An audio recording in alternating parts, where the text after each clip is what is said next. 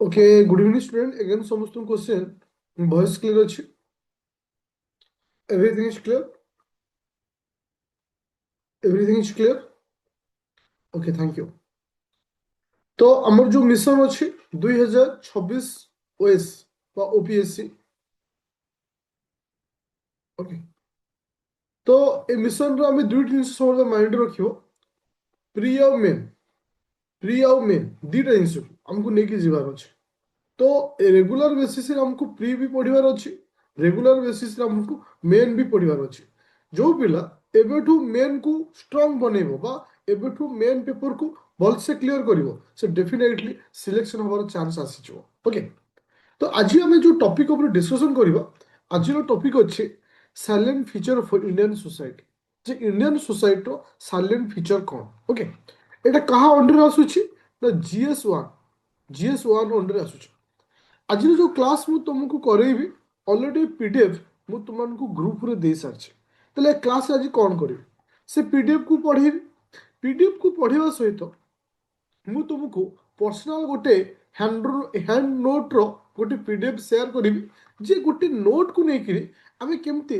Self note prepare करवा बा केमती गोटे माइंड मैप नोट प्रिपेयर करवा तो सेटा को तुमको आज शिखेबी तो प्रथम आज आम कौन करवा डिटेल्स ए थ्योरी को पढ़ा थ्योरी को पढ़ी सारा पर केमती क्वेश्चन आसी था से विषय भी शिखिया कारण बहुत सारा पिला माइंड रे क्वेश्चन आसुचे जे सर क्वेश्चन केमती करिवो कौन सॉल्व करिवो किछ नै बस हमको इटी डायरेक्ट क्वेश्चन आसीबो जे explain silent feature of Indian society Bharat society रो साइलेंट फीचर को एक्सप्लेन करो डायरेक्ट क्वेश्चन आसीबो किंतु actually silent feature of Indian society कहले काहा को बुझिबा को जिंस रहउचे जदि तार कांसेप्ट हम पाखरे थिबो दाला में लिखि परिबो ताले कोन से विषय डिटेल्स हमें आज डिस्कशन करबो समस्त रेडी अछो समस्त रेडी ओके जहाँ भी किसी डिस्कशन करबो जो माने बैच से जॉइन करछो ओएस बैच आदित्य एकेडमी रे तो सेठी मु अपलोड कर देबो ओके चले तो आज रो पीडीएफ समस्त शो होची आज रो पीडीएफ समस्त शो होची क्लास रो पीडीएफ पूरा साइलेंट रहि सहित रहइबो डिटेल्स को बुझिबो आज ओटे जिनिस अच्छा कौन टॉपिक अच्छे ना silent features of okay features of Indian society रो साइलेंट फीचर विषय हमें डिस्कशन करबा जे सोसाइटी कहले काहा बुझिबा फर्स्ट क्वेश्चन जे समाज कहले काहा बुझिबा जे समाज कहले काहा बुझिबा एनीवन आंसर हमें इंडियन सोसाइटी विषय डिस्कशन करबा बट समाज की है से सोसाइटी काहा कहबा देखो से कहूचे society refers to group of people who live in a particular country or a region and share a common culture religion language तार्थ किछि ग्रुप ऑफ पीपल जे कि एकाठी रहउथिबे कोनोसी कंट्री हो कोनोसी रीजन हो कोनोसी स्टेट हो कोनोसी कंट्री हो कोठी भी हो आ ता सहित सेमान कोन करथिबे परस्पर भितरे सेयार करथिबे कॉमन कल्चर आम कल्चर अन्य मान कल्चर सहित लैंग्वेज है तो जहाँ भी किसी रिलीजन है सब किसी आम सेयार करथिबा तो एमान को कहा जाए कौन ना सोसाइटी बोली कहा जाए समाज होची एक निर्दिष्ट देश किंबा अंचल रे रहुथिबा लोकमानकर एक गोष्ठी को बुझाए सेमानक एक साधारण संस्कृति धर्म भाषा किंबा मूल्यबोध अंशीदार होता है भारतीय समाज भिन्न धर्म संस्कृति जातिगत गोष्ठी एवं सामाजिक वर्गर एक विविध एवं जटिल मिश्रण तातो से कहूची जे Indian society is a diverse and complex mixture of different religious culture ethnic group social classes तार्थ आम भारत रे जदि आम लक्ष्य करबा इटी different type of society class रोचे डिफरेंट एथनिक ग्रुप रोचे डिफरेंट कल्चर रोचे डिफरेंट रिलीजन रोचे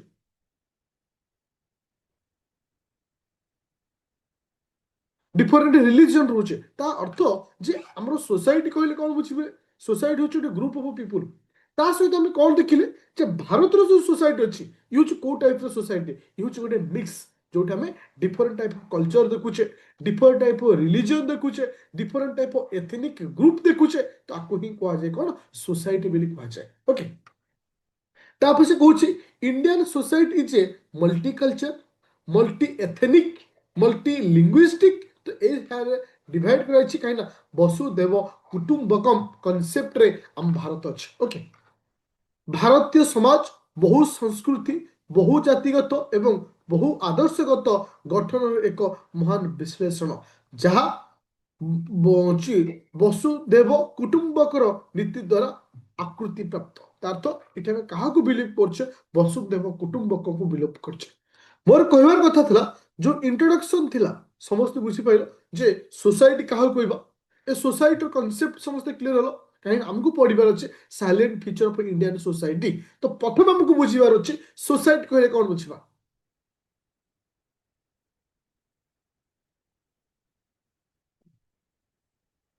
पूरा क्लियर अच्छा शीत सबुआड़े केमती होचे मत लगुच बोधे मुझे मु देखी ए वर्ष अधिक शीत ना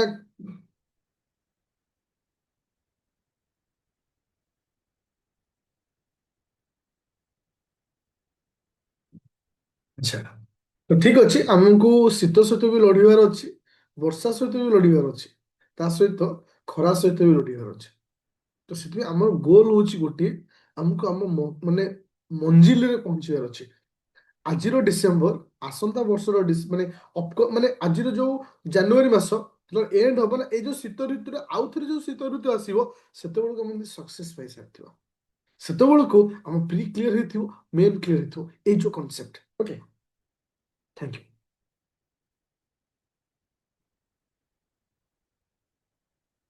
चलो अच्छा एबे जी आम नेक्स्ट पॉइंट अच्छा देखो ମୁଁ ତୁମକୁ ଗୋଟେ ଡାଇଗ୍ରାମ କରିଛି ତାହେଲେ ଏକ୍ସାମ୍ପଲ କଣ ତୁମେ ଏମିତି ଡାଇଗ୍ରାମ କରିବ କି ଏମିତି ନାହିଁ ଯେ silent feature of Indian society ଯେ ଇଣ୍ଡିଆନ ସୋସାଇଟିର ପ୍ରକୃତ ସାଇଲେଣ୍ଟ ଫିଚର୍ସ କଣ ଆଚ୍ଛା তুমি এইট লিখিদেল মঝি লিখল যে silent features of Indian society কেউ টাইপর সাইলেন্ট ফিচর্স আছে কাহিଁକି ଆମେ ডায়াগ্রাম ইজ মোস্ট ইম্পর্টান্ট ওকে କୋଉ ଟାଇପର ସାଇଲେଣ୍ଟ ଫିଚର ରହୁଛି ମୁଁ ଲେଖିଲି ମଲ୍ଟି লিঙ্গুয়াল এটি বহু মানে ভাষার লোকମାନେ রହୁଛନ୍ତି তারপরে আসলা কোন মল্টি মল্টি এথনিক আচ্ছা মল্টি এথনিক মিন্স কোন কি কইପାରିବ মল্টি এথনিক কোন যাহাକୁ ଆମେ ଓଡ଼ିଆରେ କହୁଛେ ବହୁ ଜାତିଗତ ବହୁ ଜାତିଗତ ସମାଜ ବୋଲି ଆମେ କହୁଛେ ବହୁତ ଜାତିର ଲୋକମାନେ ଏଠି ରହୁଛନ୍ତି ତା ସହିତ ଇଣ୍ଡିଆନ ସୋସାଇଟି ଆଉ କୋଉଠି ରହୁଛି ମଲ୍ଟି କ୍ଲାସର বিভিন্ন କ୍ଲାସର ଏଠି ରହୁଛନ୍ତି ତାପରେ ଆସିଲା ମଲ୍ଟି ରିଲିଜିୟନ ଏଠି ଅନେକ ସାରା ରିଲିଜିୟନର ମଧ୍ୟ ରହୁଛନ୍ତି ତ ଏମିତି ଗୋଟେ ଡାଇଗ୍ରାମ ଆମକୁ ରିପ୍ରେଜେଣ୍ଟ କରିବାର ଅଛି ଏ ଆଧାର କଣ ହବ ନା ଇମ୍ପ୍ରେସନ ମାର୍କ ଆସେ ତାର ତ ଆମେ সোসাইটি କଣ ଜାଣିଲେ সোসাইটি ପରେ ପରେ ଆମେ କଣ ଲେଖିଲେ ଯେ ସାଇଲେଣ୍ଟ ଫିଚର ଅଫ ଇଣ୍ଡିଆନ সোসাইটিର କଣ ସବୁ ସାଇଲେଣ୍ଟ ଫିଚର୍ସ ରହୁଛି ଆଚ୍ଛା ବର୍ତ୍ତମାନ ଆମେ ବିଟ୍ ବାଇ ବିଟ୍ ଡିସ୍କସନ କରିବା ଓକେ ବିଟ୍ ବାଇ ବିଟ୍ प्रथम पॉइंट कौन आसुची ना प्रथम आसिला मल्टी एथनिक सोसाइटी जहाँ आम कहे बहु जातिगत समाज multi ethnic is a major silent feature of Indian society and ethnic group are are in the category of people who identify with each other usually based on the common language history social cultural अर्थ ये कहना चाहूँ ବହୁ ଜାତି ଭାରତ ସମାଜ ଏକ ପ୍ରମୁଖ ବୈଶିଷ୍ଟ୍ୟ ଏକ ଜାତିଗତ ଗୋଷ୍ଠୀ କିମ୍ବା ଜାତିଗତ ହେଉଛି ମାନେ ଲୋକମାନଙ୍କର ଏକ ବର୍ଗ ଯେଉଁମାନେ ପରସ୍ପର ସହିତ ପରିଚିତ ହୁଅନ୍ତି ସାଧାରଣତଃ ଏକ ସାଧାରଣ ଭାଷା କିମ୍ବା ଉପଭାଷା କିମ୍ବା ଇତିହାସ ସମାଜ ସଂସ୍କୃତି ତା ତ ସିଏ ଯୋଉ କହୁଛି ଯେ বহু ଜାତିର ଯୋଉ ଲୋକମାନେ ରହୁଛନ୍ତି ସେମାନେ କେମିତି ପରସ୍ପର ଭିତରେ ଚିହ୍ନୁଛନ୍ତି ସେମାନଙ୍କ ଭିତରେ କିଛି କମନ ଲାଙ୍ଗୁଏଜକୁ ନେଇକିରି କିମ୍ବା କମନ ହିଷ୍ଟ୍ରିକୁ ନେଇକିରି କିମ୍ବା କମନ ସୋସାଇଟିକୁ ନେଇକିରି କିମ୍ବା କମନ କଲଚରକୁ ନେଇକିରି କିମ୍ବା କମନ ନେସନକୁ ନେଇକିରି ତ ଏସବୁ ଜିନିଷକୁ ନେଇକିରି ସେମାନେ କ'ଣ ହୁଅନ୍ତି ନା ଗୋଟେ ପରିଚୟ କ୍ରିଏଟ କରିଥାନ୍ତି ଆକୁ କୁହାଯାଏ ମଲ୍ଟି ଏଥନିକ ସୋସାଇଟି ଆଚ୍ଛା ଦେଖ ଏଥନିକ ଗ୍ରୁପ କୋଉମାନେ ଦେଖ ମୁଁ କହିଲି ଇଣ୍ଡୋ ଆରିଆନ ଏମାନେ ହଉଛି ଗୋଟେ ଗ୍ରୁପ ମୁଁ କହିଲି ଦ୍ରାବିଡିଆନ ମାନେ ଏମାନେ ଗୋଟେ ଏଥନିକ ଗ୍ରୁପ ମୁଁ ତୁମମାନଙ୍କୁ କହିଲି ମଙ୍ଗୋଲିଆନ, ତ ଏମାନେ ଗୋଟେ ଏଥନିକ ଗ୍ରୁପ। ମୁଁ କହିଲି ଟ୍ରାଇବାଲ୍ସ, ଏମାନେ ଗୋଟେ ଏଥନିକ ଗ୍ରୁପ। ଓକେ, ତ ଏମାନେ ପରସ୍ପର ସହିତ କେମିତି ଆମେ ଗୋଟେ ଟ୍ରାଇବାଲ ପିପୁଲ ବୋଲି ଜାଣିବା କେମିତି? ତା ଲାଙ୍ଗୁଏଜ, ତା କଲଚର, ତା ଟ୍ରାଡିସନ, ତା ହିଷ୍ଟ୍ରିରୁ ଆମେ ଜାଣୁଛେ। ଆମେ କହିଲେ ଏଇଟା ଏମାନେ ହଉଛି ଦ୍ରାବିଡିଆନ ମାନେ, କେମିତି ଜାଣିବା? ବିକଜ ଅଫ୍ ସେମାନଙ୍କ ଲାଙ୍ଗୁଏଜ, ସେମାନଙ୍କ କଲଚର, ସେମାନଙ୍କର କ'ଣ ଆସିଲା ନା ଟ୍ରାଡିସନରୁ ଆମେ ଜାଣୁଛେ। ତ ସେମିତି ଆମେ ଦେଖିଲେ କ'ଣ ଆଜି ଏକ୍ସାମ୍ପଲ ହିସାବରେ ଯେ ଏଥେନିକ ଗ୍ରୁପର କିଛି ଏକ୍ସାମ୍ପଲ ନେଲେ, ଯେମିତି ଆଣ୍ଟି ସରି ଇଣ୍ଡୋ ଆରିଆନ, ତ ଏମାନେ ଆମେ କୋଉଠି ପାଉଛେ? ଅଲ୍ ଷ୍ଟେଟରେ ଆଭେଲେବୁଲ ଅଛନ୍ତି, କିନ୍ତୁ ମେଜରିଟି ନର୍ଥ ଆଣ୍ଡ ୱେଷ୍ଟ ଇଣ୍ଡିଆରେ ଆମେ ପାଇଥାଉ। ନର୍ଥ ଇଣ୍ଡିଆ ଆଉ ୱେଷ୍ଟ ଇଣ୍ଡିଆ।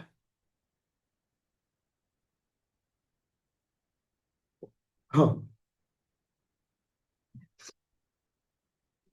ତାପରେ ଆସିଲା ଦ୍ରାବିଡିଆନ ମାନେ। ତ ସାଧାରଣତଃ ଆମେ ଦ୍ରାବିଡିଆନ ମାନଙ୍କୁ କୋଉଠି ପାଉଛୁ ପିଲେ?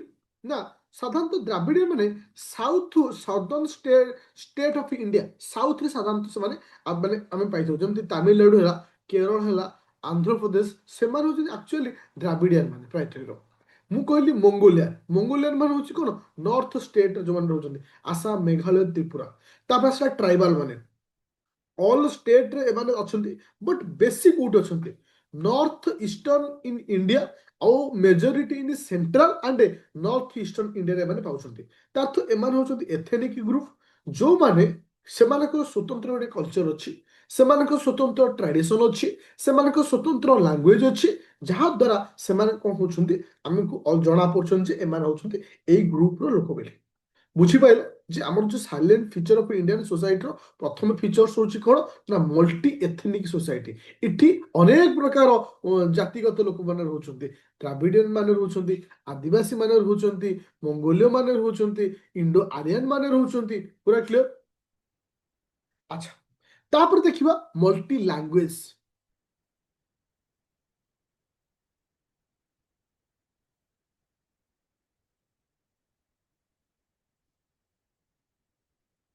ସେ କହୁଛି ଯେ around over 15,500 language speak throughout the nation. ତ ଆମ ଦେଶରେ ଆମେ ଯଦି କାଉଣ୍ଟ କରିବା, ମାନେ ଅନେକ ସାରା ଭାଷା ରହୁଛି। ଯଦି ଆମେ କାଉଣ୍ଟ କରିବା 15,500 ପାଖାପାଖି ଆପ୍ରୋକ୍ସିମେଟଲି ଲାଙ୍ଗୁଏଜ ଆମ ଦେଶରେ ଅଛି। ତ ଆକର୍ଡିଂ ଟୁ 2011ର ସେନ୍ସସ୍ ମୁତାବକ 25% ଅଫ୍ ପିପୁଲ ସ୍ପିକ୍ ଟୁ ଦିଟା ଲାଙ୍ଗୁଏଜ କହୁଛନ୍ତି। 25% ଲୋକ, ଯେ ଆମେ ଓଡ଼ିଆ କହୁଛେ, ଇଂଲିଶ ବି କହୁଛେ, ଓଡ଼ିଆ କହୁଛେ, ହିନ୍ଦୀ କହୁଛେ, ତ ଆମେ ଦୁଇଟି ଲାଙ୍ଗୁଏଜ କିମ୍ବା ତିନିଟା ଲାଙ୍ଗୁଏଜ ଶିଖୁଛେ। ସେ କହୁଛନ୍ତି 7% ସ୍ପିକ୍ 3 ଲାଙ୍ଗୁଏଜ, ଯୋଉମାନେ କି ତିନିଟା ଲାଙ୍ଗୁଏଜ କହୁଛନ୍ତି। ଓକେ,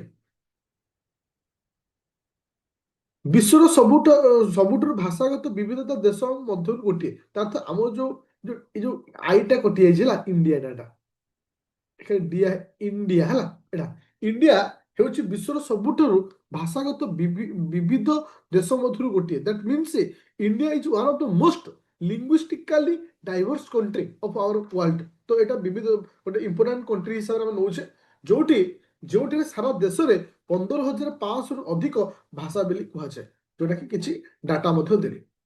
ତା ସହିତ ଆଉ କ'ଣ ଏକ୍ସଟ୍ରା ଡାଟା ରହିଲା ପିଲେ? ଆଉ ରହିଲା,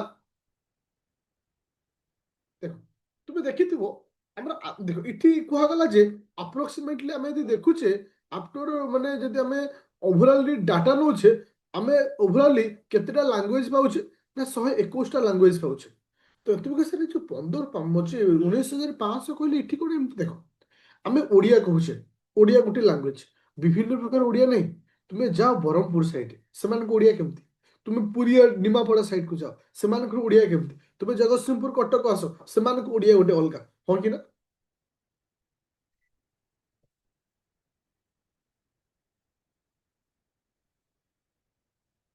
ଦେଖ ଓଡ଼ିଆ ଗୋଟେ ଲାଙ୍ଗୁଏଜ, ଓଡ଼ିଆ, ହଁ ବାଲେଶ୍ୱର ଦେଖ କେମିତିଆ ଓଡ଼ିଆ ରହୁଛି।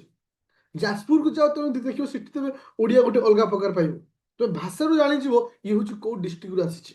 ତୁମେ ନିମାପଡ଼ା ସାଇଡ୍, ପୁରୀ ସାଇଡ୍ର ଲୋକଙ୍କ ସହିତ କଥା ହବ, ତୁମେ ଜାଣିଯିବ ଇଏ ହଉଛି କୋଉ ସାଇଡ୍, ପର୍ଟିକୁଲାର ନିମାପଡ଼ା ସାଇଡ୍ରେ। ତୁମେ ଯଦି ଦେଖା ହବ, କଥା ହବ ଅଛି କିଏ ସେ ନା ନୟାଗଡ଼ ସାଇଡ୍ର ପିଲାଙ୍କ ସହିତ, ତାଙ୍କ ଭାଷା ତମେ ଜାଣିଯିବ ଏମାନେ ହଉଛନ୍ତି ନୟାଗଡ଼ ବାଲା। ତୁମେ ବ୍ରହ୍ମପୁର ସାଇଡ୍ର ପିଲାଙ୍କ ସହିତ କଥା ହବ, ତୁମେ ଜାଣିଯିବ ଯେ ବ୍ରହ୍ମପୁର ବୋଲି। ମୁଁ କୋଉ ଡିଷ୍ଟ୍ରିକ୍ଟ? ओडिशार सबटा छोट डिस्ट्रिक्ट है। चलो अच्छा तो ତା ତ ଆଉ ହଁ ଏଇଠି ଆଉ କଣ କୁହାଗଲା ଯେ ତା ସହିତ ଆମର ଅଫିସିଆଲ ଲାଙ୍ଗୁଏଜ କେଇଟା ଅଛି ନା ଅଫିସିଆଲ ଲାଙ୍ଗୁଏଜ ଅଛି ଆମର କେଇଟା ନା 22ଟା ଅଛି ଅଫିସିଆଲ ଲାଙ୍ଗୁଏଜ ବା କନଷ୍ଟିଟ୍ୟୁସନାଲ ଲାଙ୍ଗୁଏଜ ଅଛି। ବାସ୍ ଏତିକି ଆମେ ଡାଟା ରଖିଲେ। ତା ସହିତ ଆଉ କଣ ରଖିଲେ ପିଲେ? ଆଚ୍ଛା ତାର ତ ମଲ୍ଟି ଲାଙ୍ଗୁଏଜରେ ଆଉ କିଛି ରଖିବାନି ଏତିକି ରଖିବା। କାହିଁକି ନା ଆମକୁ 300 ଶବ୍ଦ ଭିତରେ ଲେଖିବାର ଅଛି ଏ କ୍ୱେଶ୍ଚିନ୍ଟାକୁ। ମୁଁ ତମକୁ 1500 ୱାର୍ଡରେ ଦେଇଛି ତ ତମକୁ 300 ୱାର୍ଡକୁ ଆ ଭିତରେ ବାଛିକି ଲେଖିବାର ଅଛି। ଆଚ୍ଛା ତାପରେ ଆସିଲା କଣ ହଁ ତ ଏଇ ହଁ ଏଇଠି ଗୋଟେ ଜିନିଷ ମୁଁ କହିବାକୁ ଛାଡିଗଲି ଗୋଟେ କୋଡ ୱାର୍ଡ ଦେଖ ଯେତେବେଳେ ମୁଁ ତୁମକୁ କହିଲି ମଲ୍ଟି ଏଥନିକ ସୋସାଇଟି ଦେଖ ଏଠି ଗୋଟେ ଷ୍ଟେଟମେଣ୍ଟ ତୁମେ ଲେଖିପାରିବ it is called it is called salad bowl salad bowl theory. ତ ଏଇଟା କଣ କହୁଛେ ସାଲାଡ ବାଉଲ ଥିଓରି ବୋଲି କହୁଛେ। ଦେଖ ସାଲାଡ ଲକ୍ଷ୍ୟ କରୁଛ ଦେଖିଛ ସାଲାଡ ଖାଇଲା ବେଳେ ତମେ କଣ ଲକ୍ଷ୍ୟ କରୁଛ ସାଲାଡରେ କଣ ଥିବ କାକୁଡି ଥିବ ଟମାଟର ଥିବ ଲେମ୍ବୁ ଥିବ କଞ୍ଚା ଲଙ୍କା ଥିବ ଧନିଆ ପତ୍ର ଥିବ ଗାଜର ଥିବ ବନ୍ଧାକୋବି ଥିବ ବିଟ୍ ଥିବ ଯଦି ଆମେ ଟିକେ ମାନେ ମଡର୍ନ ଆଡକୁ ଯାଉଛେ ମୂଳା ଥିବ ଓକେ। ତ ସାଧାରଣତଃ ପାଉଛୁ ନା ନାଇଁ ଦହି ଟିକେ ପଡିଥିବ ତ ଏଠି କେତେଟା ଜିନିଷ ମିଶୁଛି ଠିକ ସେଇଭଳି ଯେ ମଲ୍ଟି ଏଥନିକ ସୋସାଇଟି ଲୁକ୍ ଲାଇକ୍ ଆଜ୍ ଏ ସାଲାଡ ବାଉଲ କୋଉ ଦେଖାଯାଏ ଗୋଟେ ସାଲାଡ ବାଉଲ ଭଳି ଦେଖାଯାଏ ତାର। এটা ଗୋଟେ କୋଡ ୱାର୍ଡରେ ଲେଖିପାରିବ ଯୋଉଟା କି ଗୋଟେ ଭଲ ଇମ୍ପ୍ରେସନ ମାର୍କ ହେବ। ତାହେଲେ ତାପରେ ଆମେ ଦେଖିଲେ କଣ ନା ମଲ୍ଟି ଲାଙ୍ଗୁଏଜ ଦେଖିଲେ। ଆଚ୍ଛା ଏଇଠି ଆଉ ଗୋଟେ ଜିନିଷ ମୁଁ ଲେଖିନି ତୁମେ ଲେଖିପାରିବ ଯେ ଆମର ଅଫିସିଆଲ ଲାଙ୍ଗୁଏଜ କେଇଟା ଅଛି 22ଟା ଅଫିସିଆଲ ଲାଙ୍ଗୁଏଜ ଅଛି ଯୋଉଟାକି ମୁଁ ଲେଖିଲି। ଏଇଠି ଆଉ ଗୋଟେ ଜିନିଷ ଲେଖିପାରିବ କ୍ଲାସିକାଲ ଲାଙ୍ଗୁଏଜ। ଏଇଟା ଆଉ ଗୋଟେ ଜିନିଷ ଲେଖିପାରିବ କ୍ଲାସିକାଲ ଲାଙ୍ଗୁଏଜ ଯେ how many number of classical language classical language how many number of classical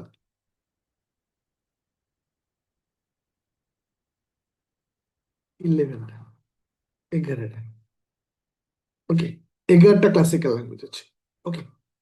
ଏଟାକୁ ଲେଖିପାରିବ କିନ୍ତୁ କଣ କଣ ଅଛି ଲେଖିବା ଦରକାର ନାହିଁ ଓକେ ପୁରା ରେଡି। ତାହେଲେ ଆମେ ଦେଖିଲେ ଆମର କ୍ଲାସିଫିକେସନରେ ପ୍ରଥମ ଥିଲା ଭାରତ କୋଉଟା ନା ଏଠି ମଲ୍ଟି ଏଥନିକ ରହୁଛନ୍ତି ସେକେଣ୍ଡ ହଉଛି ମଲ୍ଟି ଲିଙ୍ଗୁଇଷ୍ଟିକ ଏବେ ଆସିଲା ମଲ୍ଟି ରିଲିଜନ।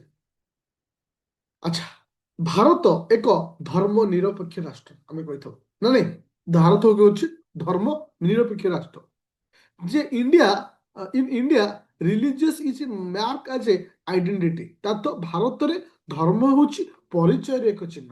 ତାର ତ ଏଠି ଅନେକ ମାନେ କଲଚରର ଅନେକ ଧର୍ମର ବ୍ୟକ୍ତିମାନେ ଥାନ୍ତି। ଯଦି ଆମେ 2011 ସେନ୍ସସକୁ ଲକ୍ଷ୍ୟ କରିବା ଏଠି ହିନ୍ଦୁ ମାନଙ୍କର ପରସେଣ୍ଟେଜ କେତେ ଥିଲା ନା 79.8%। ଓକେ ହଁ ତ ଏଇଠି କହିବା କହିବି ତାପରେ ଆସିଲା କଣ ନା ଆଉ ତୁମର ଇସଲାମ ମାନଙ୍କର ପରସେଣ୍ଟେଜ ଥିଲା 14.2%। ଆଉ ଖ୍ରୀଷ୍ଟିଆନ ମାନଙ୍କର ପରସେଣ୍ଟେଜ ଥିଲା କେତେ 2.3%। ଆଉ ଶିଖ ମାନଙ୍କର ପରସେଣ୍ଟେଜ ଥିଲା 1.7। ବୁଦ୍ଧିଜିମ୍ ମାନଙ୍କର 1.7% 0.7 ଆଉ ଜୈନ ମାନଙ୍କର 0.4%। ତାର ତ ଭାରତ କୋଉ ଟାଇପର କଣ୍ଟ୍ରି ହେଲା ଗୋଟେ ସେକୁଲାରିଜିମ୍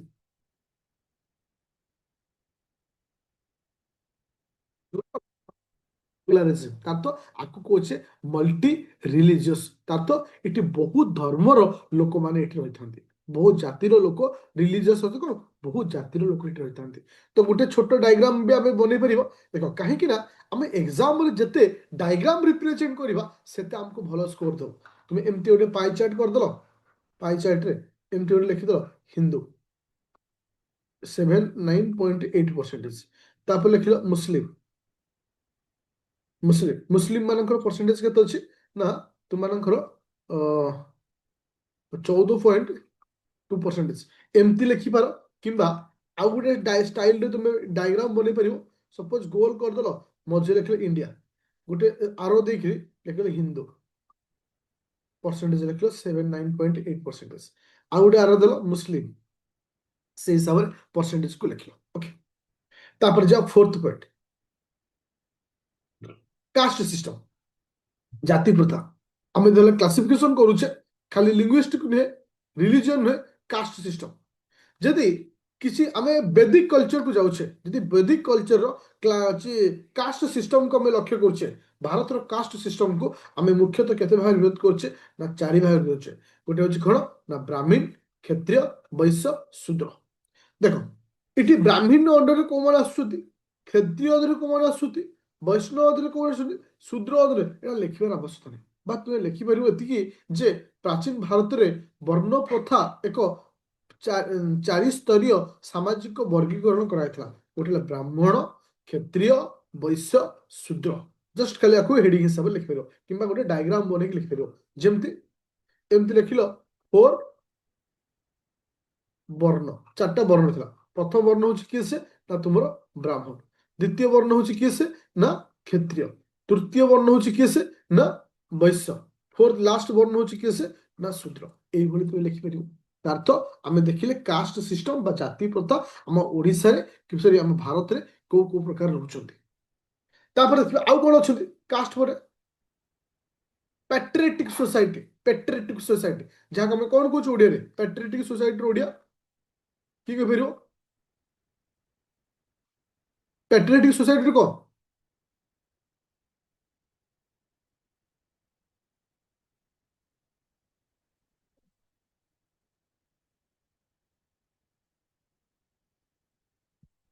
पुरुष अधीनित समाज ओके पुरुष पुरुष प्राधान्य कहीपर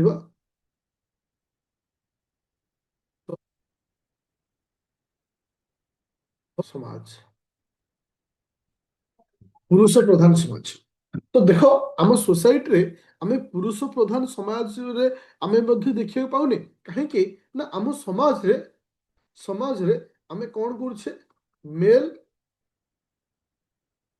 डोमिनेंट मेल डोमिनेटेड सोसाइटी अच्छा आम सोसाइटी रे मेल डोमिनेट सोसाइटी देखुने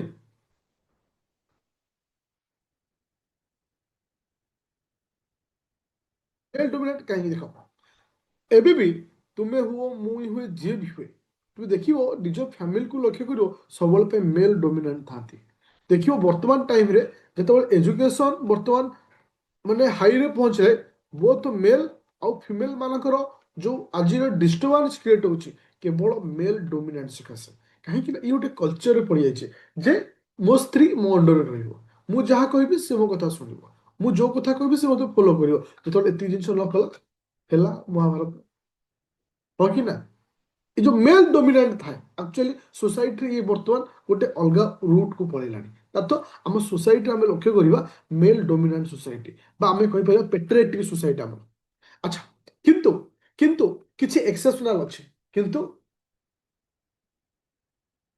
किंतु किछि एक्सेप्शनल अच्छे कौन एक्सेप्शनल अच्छे देख किछि एटा को लिखिनी मोटा भी लिखि दउछि जोटा किछि देख क्लास कला बेले किछि किछि नुवा जिंस हम कहिता সেটা যদি তুমি নোটରେ ଲେଖା ନ ହେଇଥିବ ପରବର୍ତ୍ତୀ ଅବସ୍ଥାରେ ନୋଟ ଦେଖୁଛ କି କ'ଣ କରୁଛ ଟିକେ ଲେଖି ଦେଉଥିବ ସୋ ଦ୍ୟାଟ୍ ତମକୁ ଇଜି ହବ ଆଉ ଟିକେ ଭଲ ଭଲ ପଏଣ୍ଟ ଲେଖିବା ପାଇଁ ଦେଖ ମୁଁ କହିଲି ପର୍ଟିକୁଲାର ଖାସି KHASI ଖାସି and Garo Garo tribes of Meghalaya देख पर्टिकुलर खासी और गारो ट्राइब ऑफ मेघालय रे सिटी होछ फीमेल डोमिनेंट हाँ तो ये कौन होती फीमेल डोमिनेंट इटी हाउस रो होतु घरे सब मेल मेल माने इटी डोमिनेंट नुहंती इटी फीमेल माने डोमिनेंट साधारणतः एटा कालकाटा साइड तुम यदि जीव बा कहीं जन तुम चिन्हा थी सेपट साइड देखियो मेल अपेक्षा फीमेल माने डोमिनेंट से तांको कल्चर रे प्रायतः फीमेल माने डोमिनेंट होती हम ओडिशा कथा यदि कहबा से मेल माने मेल डोमिनेंट हवा दरकार ओके तो ओडिशा रे एटा फुल एग्जांपल तुम देई परिबो मेल डोमिनेंट वाली ओके अच्छा ଫିମେଲ ଡୋମିନାଣ୍ଟ ହେଲେ ଭଲ ଏଟା ଦେଖ ଏଟା ଶୁଣ ଭାସିବା କଥା ଏଠି ପଡିନି ଏଠି ପଡିଛି ଟପିକ ଉପରେ ଯେ ତୁମେ ଦେଖ ଏଥି ନେଗେଟିଭିଟି ଜମା ଆଣିବନି କାହିଁକି ଆଣିବନି ମେ ବି ଏ ଥଟ୍ ବା ଏ ୱାର୍ଡଟା ଏ କନସେପ୍ଟ ଇଣ୍ଟରଭ୍ୟୁରେ ରିପ୍ରେଜେଣ୍ଟ ହେଇପାରେ ତ ସେତେବେଳେ ଫସିଯିବ। କାହିଁକି ନା ଆମକୁ ସେଇ ୱେରେ ଯିବା ଯୋଉଟାକ ସୋସାଇଟି ଚାହୁଁଛି। ବି ପଛେଟ୍ ଏବେଠୁ କହୁଛି, କାରଣ ମୋ କ୍ଲାସରେ ଟିକେ ମୁଁ ପାତ୍ର ଅନ୍ତର କରିବି, ଯୋଉ ପାତ୍ର ଅନ୍ତରଟା ତମକୁ ଶିଖିବାର ଅଛି, so that it help in interview. କାହିଁକି ନା ବହୁତ ସାରା ପିଲା କୁହନ୍ତି ଯେ ଇଣ୍ଟରଭ୍ୟୁ ପାଇଁ ଗାଇଡ୍ ଦରକାର ବା ଆମକୁ ଗାଇଡ୍ କରିବା ଉଚିତ। ଦେଖ, ଇଣ୍ଟରଭ୍ୟୁ ପାଇଁ ଗାଇଡ୍ କରିବା ଉଚିତ ନାହିଁ, ଇଣ୍ଟରଭ୍ୟୁ ପାଇଁ ବର୍ଷ ଧରି ଯୋଉ ପାଠ ପଢା ଯାଇଥାଏ ତା ଭିତରୁ ଶିଖିବା ଦରକାର।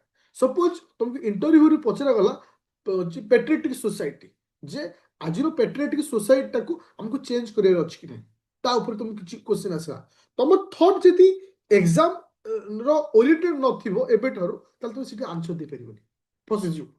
ତ ତାର ନେଗେଟିଭିଟି କହିଦେବ, ସେଇଠି ଫସିଯିବ। ତ ସେଥିପାଇଁ ତମେ ଯାହାବି ମୁଁ ଯୋଉ ୱେରେ ତମମାନଙ୍କୁ ନଉଛି, ତମକୁ କାଇଣ୍ଡଲି ଯିବାକୁ ପଡିବ। ଆମକୁ ପାସ୍ କରିବାର ଅଛି, ପାସ୍ କରିଯାଏ, ତେଣିକି ବାହାସାହା ହେଲା ପରେ କିଏ କାହାର ଡୋମିନାଣ୍ଟ ହଉଛି ଦ୍ୟାଟ୍ ଇଜ ନଟ୍ ମ୍ୟାଟର। ଚାଲ ଚାଲ। ତାପରେ ଯିବା କଣ ନା, ହଁ, ସ୍ପିରିଚୁଆଲିଜିମ୍। ସ୍ପିରିଚୁଆଲିଜିମ୍ ଦେଖ, ହଁ, ଆଚ୍ଛା, ଆଗ ଚାକିରି କ୍ଲିୟର କଲ, ଆମକୁ ଚାକିରି ଦରକାର ହେଲା, ଆମକୁ ଓଏସ୍ ଅଫିସର ବନିବାର ଅଛି। ଅଟୋମେଟିକ ଆମେ ଗୋଟେ ପୋଜିସନରେ ପଶି ପଡିବା, ଅଟୋମେଟିକ ଭିତରୁ ରେସପେକ୍ଟ ପଳେଇ ଆସିବ। ସେ ଯିଏ ବି ହେଇଥାଉ, କୌଣସି ପୋଜିସନ ହେଇଥାଉ, ଅଟୋମେଟିକ ରେସପେକ୍ଟ କ୍ରିଏଟ ହେଇଯିବ। ଚାଲ ଏବେ ଯିବା କଣ ନା ସ୍ପିରିଚୁଆଲିଜିମ୍, ଯାହାକୁ କୁହାଯାଏ ଆଧ୍ୟାତ୍ମିକତା। ଆଚ୍ଛା, ମୁଁ ଯଦି ତୁମକୁ କହିବି ସ୍ପିରିଚୁଆଲିଜିମ୍ କହିଲେ କଣ ବୁଝିବା? What is spiritualism? ଯେ ଭାରତୀୟ ସମାଜ ଭୌତିକତା ଅପେକ୍ଷା ଧାର୍ମିକତାକୁ ପ୍ରାଧାନ୍ୟ ଦେଇଥାଏ। ତ ଇଣ୍ଡିଆନ ସୋସାଇଟି ଯୋଉଟା କି ଫାଷ୍ଟ ମାନେ ଇମ୍ପୋର୍ଟାଣ୍ଟ କାହାକୁ ଦେଇଥାଏ? ସ୍ପିରିଚୁଆଲିଜିମ୍ ଓଭର ଦ୍ୟାନ୍ ମ୍ୟାଟେରିଆଲିଜିମ୍। ତାର ତ ଆମେ ଏଠି ମ୍ୟାଟେରିଆଲିଜିମ୍କୁ ଯେତିକି ଇମ୍ପୋର୍ଟାଣ୍ଟ ଦେଇନଥାଉ, ଏଠି ଇମ୍ପୋର୍ଟାଣ୍ଟ ଦେଇଥାଉ ସ୍ପିରିଚୁଆଲିଜିମ୍। ଆଚ୍ଛା, ମୁଁ ତୁମକୁ ଗୋଟେ ଏକ୍ସାମ୍ପଲ ଦେଲି, ସପୋଜ ତୁମ ଏରିଆର MLA, member of legislative assembly, ତୁମେ ଭଲ ପାଉଥିବା ଜଣେ ସାଧୁ, ଯୋଉମାନେ ଆମେ କହିପାରିବ କୌଣସି ଗୋଟେ ମହାନ ସାଧୁ, ଦୁଇ ଜଣ ତମକୁ ଫେସ୍ କଲେ ବା ତୁମକୁ ଭେଟିଲେ, ଏବେ କାହାକୁ ଫାଷ୍ଟ ପ୍ରାୟୋରିଟି ଦବ? ଜଣେ ଏମଏଲ କୁ ନା ଗୋଟେ ସାଧୁକୁ ଯାହାକୁ ତୁମେ ଅନ୍ତରରୁ ଭଲ ପାଅ? ଧର ପ୍ରେମାନନ୍ଦ ବାବାଙ୍କୁ ତୁମେ ଦୁଇ ଜଣ ଦେଖିଲ, କାହାକୁ? ସପୋଜ ପ୍ରେମାନନ୍ଦ ବାବା ଅଛନ୍ତି ତୁମ ସାମ୍ନାରେ, ଜଣେ ଏମଏଲ ଅଛନ୍ତି ବା ଏମପି ଅଛନ୍ତି, ତୁମେ କାହାକୁ ଫାଷ୍ଟ ଚୁଜ୍ କରିବ? ଜଣେ ସାଧୁଙ୍କୁ। କାହିଁକି ନା ଇଏ ହଉଛି ଆମ କଲଚର, ଇଏ ହଉଛି ଆମ ସ୍ପିରିଚୁଆଲିଜିମ୍। ତ ଆମ ସୋସାଇଟି, ଆମ କଲଚରରେ ଆମେ ଫାଷ୍ଟ କାହାକୁ ପ୍ରାୟୋରିଟି ଦେଇଥାଉ? ସ୍ପିରିଚୁଆଲିଜିମ୍ ଓଭର ଦ ମ୍ୟାଟେରିଆଲିଜିମ୍କୁ। ଆମେ ମ୍ୟାଟେରିଆଲିଜିମ୍କୁ ପରେ ଅନେଇଥାଉ, ବଟ୍ ଆଗ କାହାକୁ ଇମ୍ପୋର୍ଟାଣ୍ଟ ଦଉ? ମାନେ ସ୍ପିରିଚୁଆଲିଜିମ୍। ସ୍ପିରିଚୁଆଲିଜିମ୍ କହିଲେ କାହାକୁ ବୁଝିବା? ମୁଁ କହିଲି ମେଡିଟେସନ, ମେଡିଟେସନ। ମୁଁ କହିଲି ୟୋଗ, ଇଏ ହଉଛି ଗୋଟେ ସ୍ପିରିଚୁଆଲିଜିମ୍ର ପାର୍ଟ। ଆୟୁର୍ବେଦ।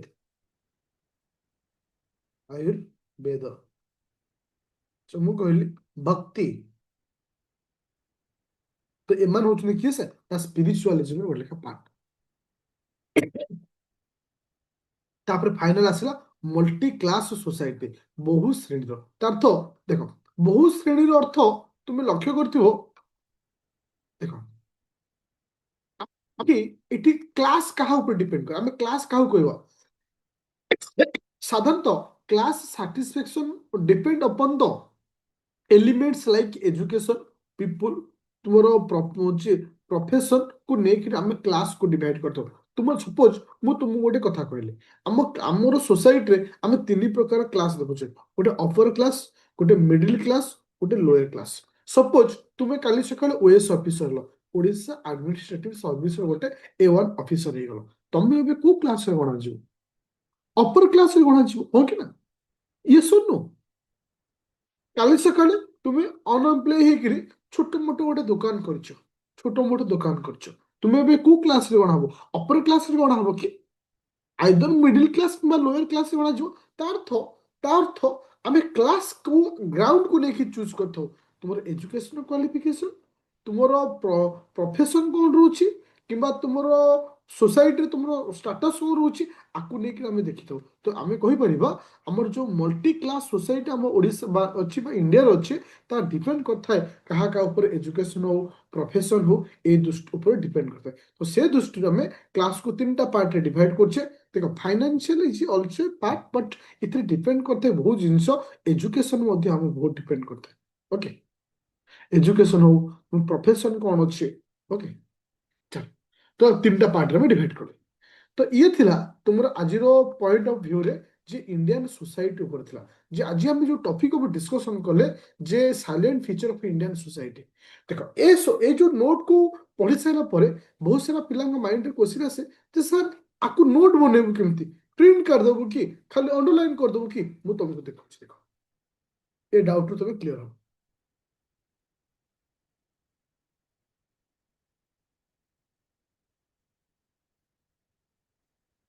गोटे सेकंड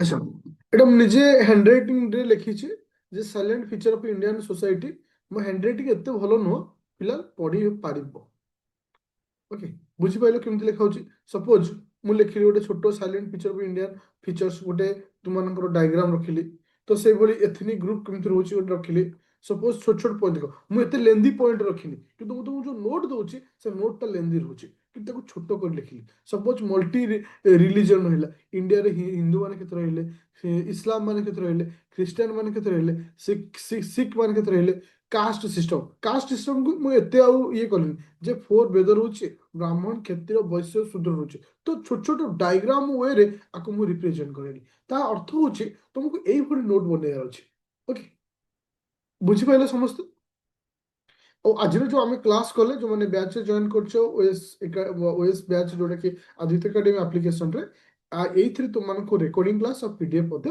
ଆଭେଲେବୁଲ କରାଯିବ କିଛି ଡାଉଟ ଅଛି ଫୁଲ କନଫିଡେନ୍ସ ଫୁଲ ଜୋସ୍ ଏଥର ସକ୍ସେସ୍ ହଁ କି ନା ଟେନସନ୍